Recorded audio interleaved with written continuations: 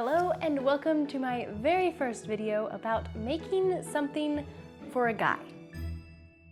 So as you probably already know, I just made a replica of Cinderella's ball gown, and as we all know, she dances in it, and it's in those scenes that you kind of completely fall in love with the dress. The dance showcases the dress so well. So with my replica, I wanted to replicate that dance scene, but that means I need someone to dance with. I usually use one of my brothers for this, but because of certain circumstances, the only one available to do this is the one who is going to film the dance scene. So that really wouldn't work. So my sister-in-law got her brother to dance the dance with me.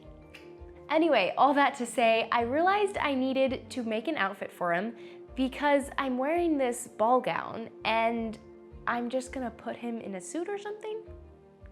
That's not gonna happen. It just wouldn't look right. So I made a crazy decision to make his outfit.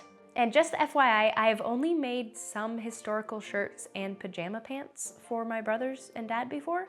Nothing like what I'm about to attempt. So let's get into it. First of all, I chose to make this coat for my dance partner. In the real dance scene, Prince Kit is wearing a white outfit with the coat being buttoned up at the front from the neck to the waist. Whereas with the green coat, it's not buttoned up at all. It's the coat he wears when he first meets Ella in the forest, and then he also wears it at the end when he fits the shoe on Ella. So I pointed out the buttons of each of these coats because with the white coat, that fit of the coat needs to be really good. With a buttoned up coat, you can really tell if the fit is off. But also, one needs to be able to dance in this coat and do those lifts and everything. So not only does it have to fit well, but it has to have mobility. Moving on to the green coat, no buttons. Yes, you still want the fit to be good, but you have one, less of a front, which means less of an area to fit, and also no buttoned up place, which will really show if everything's not coming together correctly.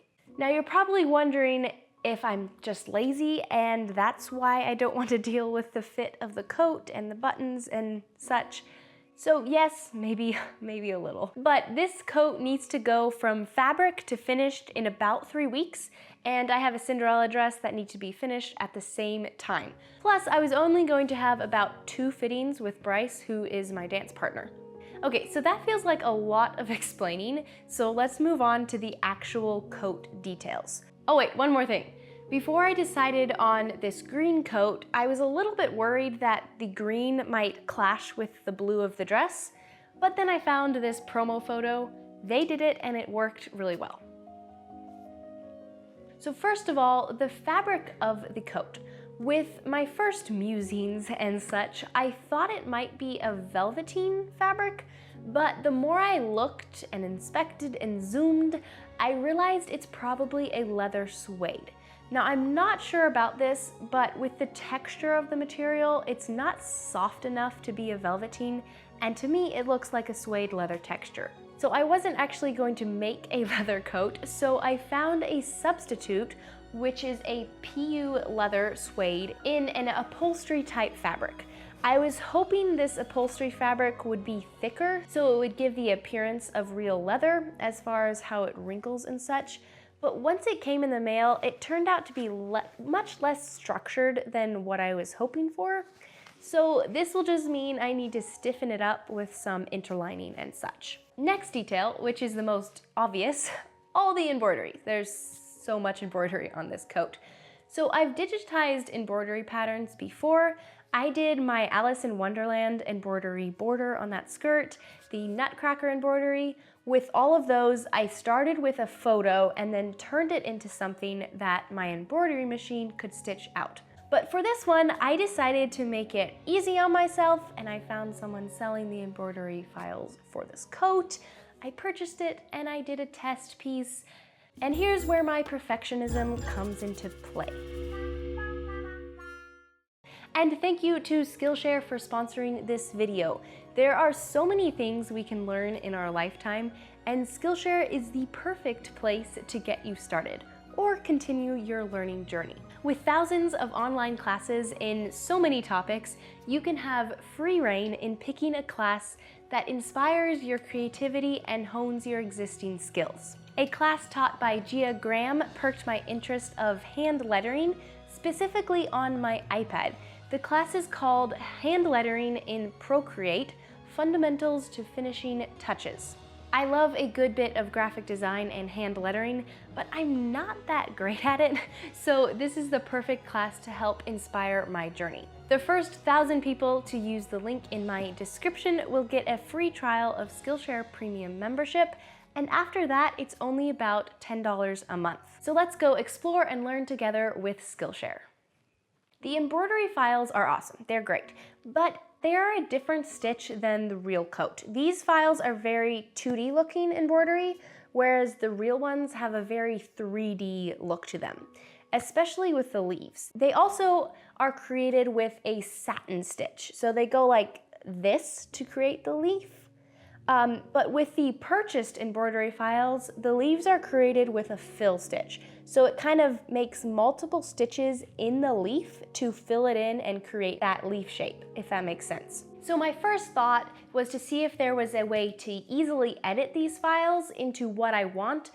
But I also discovered Puffy embroidery. So you basically put foam in between the fabric and the embroidery, and it creates a 3D puffy looking embroidery design. But you also need satin stitches to make that work. You can't have that fill stitch. So I tried to edit the files, but you can't, which makes sense. So my genius idea of just purchasing the patterns turned into digitizing my own files. I started completely from scratch, taking the photos of each of the designs and putting them into my digitizing program, which I just got in Brilliance, and I am loving it. And I traced out the designs to create the stitches.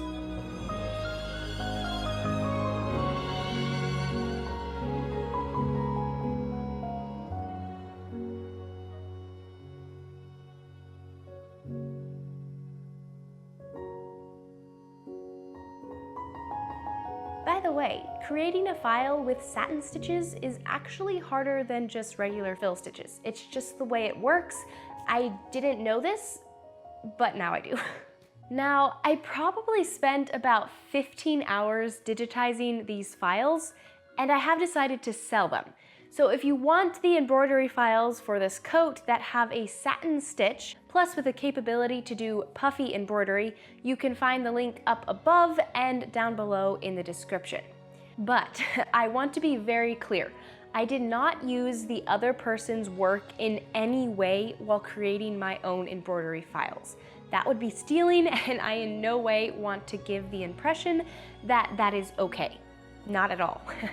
I have had people do this to my own work, using parts of my work and then creating their own off of it, and I do not endorse that in any way and would never do it. So once I decided that the purchased files wouldn't work for me, I set them aside and started my own designs completely from scratch. Exactly the same way I would have done if I had decided not to purchase her files.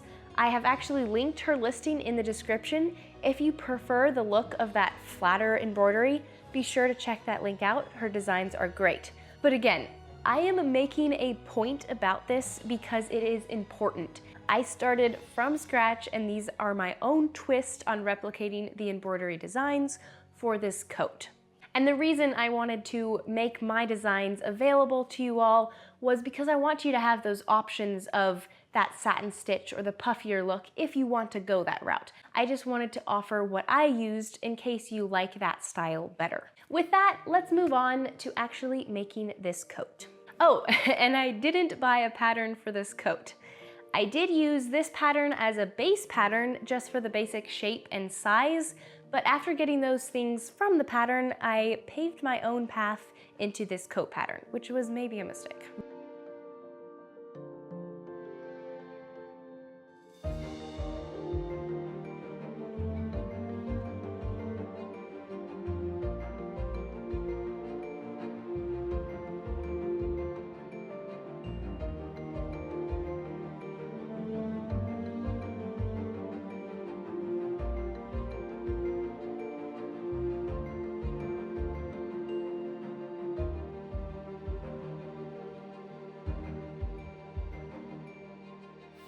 To help with some of the fittings, I used my brother and Brice's brother as stand-ins to help get the pattern fitted. I also used a suit coat that was a similar size as sort of my dress form for this project. It was a very makeshift way of fitting a coat. I don't recommend it, but it did work. Anyway, after all this, I finally got a pattern that should fit Brice, and I went on to cutting the actual fabric. I added some extra ease into this pattern as I was cutting out the fabric because I planned to have one more fitting before finalizing all the seams, and because of the time crunch, I decided to do this fitting with the coat somewhat finished as close as possible, but with the capability to make some changes if it was necessary. For the interlining, I am using a cotton twill, which I had in my stash. I am first cutting my pattern out of this. I didn't add seam allowance to my final pattern pieces, so I could mark my sewing lines, and I'm using chalk to do this. Once the pieces were cut, I then cut out the PU suede upholstery fabric, which we'll just call the suede from now on. The suede doesn't like chalk marks at all, so I'll be using the marks on the interlining fabric to know where to sew. Also, this suede has a nap, which means all the pieces need to be cut out in the same direction, so you can't do any flip-flopping of the patterns to arrange them efficiently. Once the pieces are cut out of the suede, it's time to start basting. Each piece gets basted to the corresponding interlining piece. While basting, I am using the roll pinning technique, or I also saw it referred to as the turn of cloth. This is making sure the suede has just a little more room in it to account for the turning over of the seam allowances and also curving around the body. And something to note, the suede is pretty slippery under a sewing machine foot, so I would not recommend machine basting at this step. Once the basting was complete, I then sewed the back seams and the 2 side back seams. And now I can place my first embroidery design. This design is placed at the center back right on top of the back vent. I basted my vent closed to keep everything neat, and then I ironed on my stabilizer. I am using an iron-on tear-away stabilizer. To make sure the design stitches at the correct place, the main thing I need to worry about is the angle. I need the fabric to be straight in the hoop. With the embroidery file, you can adjust the placement up and down or to the right or left, but you can't adjust the angle of the file, or at least not very easily. Once it was straight in the hoop, I brought it to my machine and adjusted the placement to be centered on the center back. I click start, and with this file, I had it sew a very basic outline of the design in the largest stitch I could make it do. This way I could double check that it sewed at the correct placement, and if it happened to be off, I could simply unpick that basic design.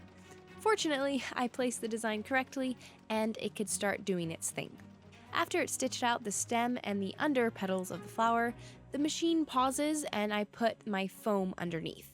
You want a foam that's close to your thread color, so it's not a stark difference if it happens to peek through. Though yellow was the closest to gold that I could get. Anyway, the foam gets taped down and the machine can start up again to sew the leaves and the upper petals. And just like that, it's done. Though unlucky for me, my machine decided to have major issues, and the thread broke several times and the needle broke. Out of 5 or more test embroidery designs, this didn't happen at all. Then on the real thing, it happens. Fortunately, a bit of hand embroidery touch-up doesn't scare me, but still, I'm hoping the rest of the embroidery behaves itself. Onto the front pieces. I cut the front piece out with a ton of allowance. It's basically just a square piece of fabric with the shape of the pattern chalked out and roughly basted. This is so that the embroidery hoop can be easily placed without coming too close to the edge of the fabric. Before going on to the embroidery, the darts are sewn. So a quick little odd finding. When looking at these photos, I almost think the dart was sewn after the embroidery. You can almost see the embroidery going into the seam of the dart, which would create a very chunky dart. But this would kind of make sense why the embroidery gets smaller once that dart starts. But still, sewing the dart through the embroidery doesn't sound great. Anyway, I am not doing that. I'm sewing the dart, and then I designed my embroidery files to get smaller as they go down the front. Dart is sewn, and now I'm basting right at the sewing line around the pattern. This is to give me a guide for placing my designs.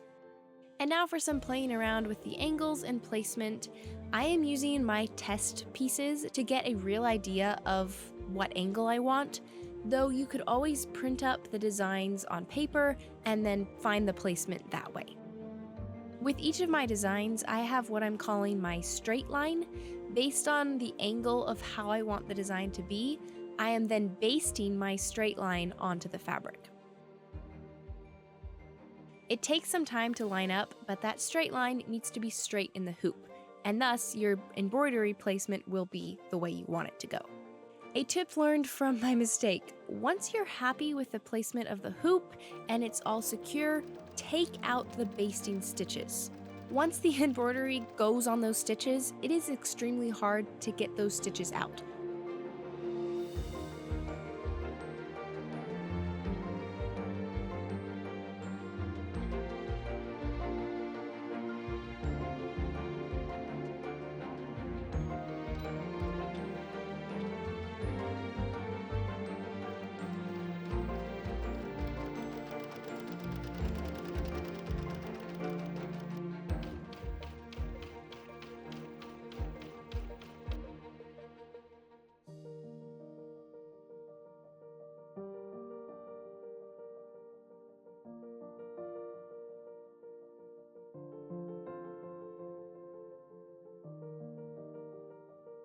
Once all the front designs of one side were done, it's time to stiffen it up a bit with some horsehair canvas. I cut a piece out that fits the chest area of the pattern piece, and I got it pad stitched in place. By the way, my pad stitching is yet to be very neat and tidy, but then add on a time crunch, it didn't help any. Finally, I cut away the excess fabric to get the actual shape of the pattern piece. I could have done this before pad stitching, but I forgot. Then I sewed on some fabric that is sort of a combo of facing and lining. It's a piece of suede large enough to cover up the canvas, which I just placed.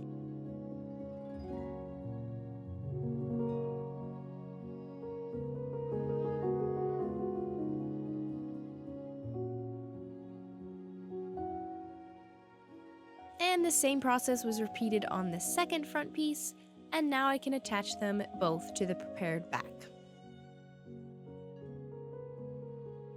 So with the sleeves just basted in, I went off to the fitting, which was also a dance practice. This was only the second fitting with Brice. The first one was a very rough mock-up of the coat, then stand-in fittings with brother and Brice's brother, and then this one. So considering that, I was pretty happy with the fit. A couple adjustments needed to be made, mostly in the back area, like the shoulders are a little baggy looking, but the front was pretty good, and that was good because the embroidery was all done. But also, the inner lining wasn't making the coat look stiff enough. It still looks kind of like a baggy fabric, and I don't like the look. So I decided to line the whole coat with horsehair canvas. So I cut out the pattern pieces out of the horsehair canvas, but without seam allowance. Once placed, I trimmed away any excess spots that would make it lay incorrectly, and then the seam allowance gets folded over that edge. While I'm placing the second edge, I'm making sure to roll the coat slightly as it will lay on the body to make sure it ends up smooth and laying correctly. The seam allowance edge is then catch stitched down. Now, if I had time, I probably would have catch stitched the entire edge of the canvas down to the interlining fabric first and then turned the seam allowance over. This would really ensure that the canvas stays put with all the movement and such, but because of time, the method I'm doing now will just have to do.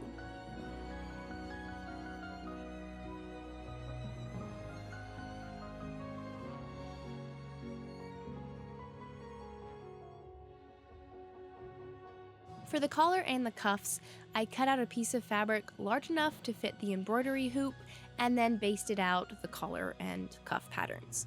From there, I could place my embroidery. By the way, there's 2 embroidery designs on each of the cuffs and the collar.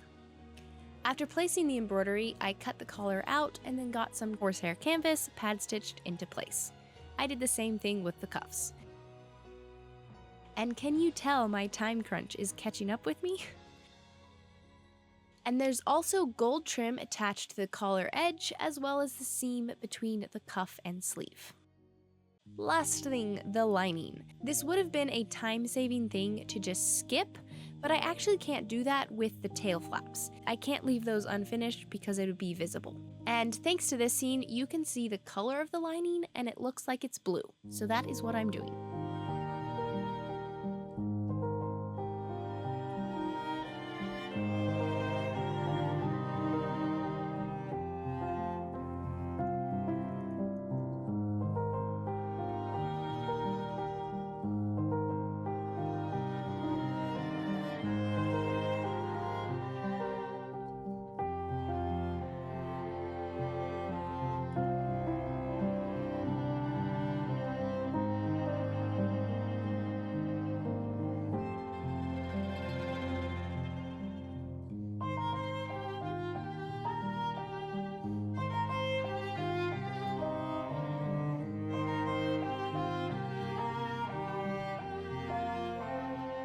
It's done! But only thanks to my mom who took out all the basting stitches, including the ones completely stuck in the embroidery design. Sorry, Mom. And sewing on the gold trim on the cuffs. This was done on the day of the shoot, by the way. Don't recommend doing that, but it happened. So with all that craziness, this project did happen and I don't have regrets. Sure, I wish I had time to finish up the ending stuff, and yes, I wish I had time to put in like the shoulder pads to make it really look crisp. But for my very first men's coat, I'm happy. Also done on the day of the shoot, a very quickly made vest. In less than an hour, I got from just fabric to an article of clothing that somewhat resembles a vest in the front. That front part is the only part that needs to look good, and I got it there. Though my mom did sew on the buttons to finish it all up, so that actually is what made it all work. Oh, and a piece of fabric served as a cravat.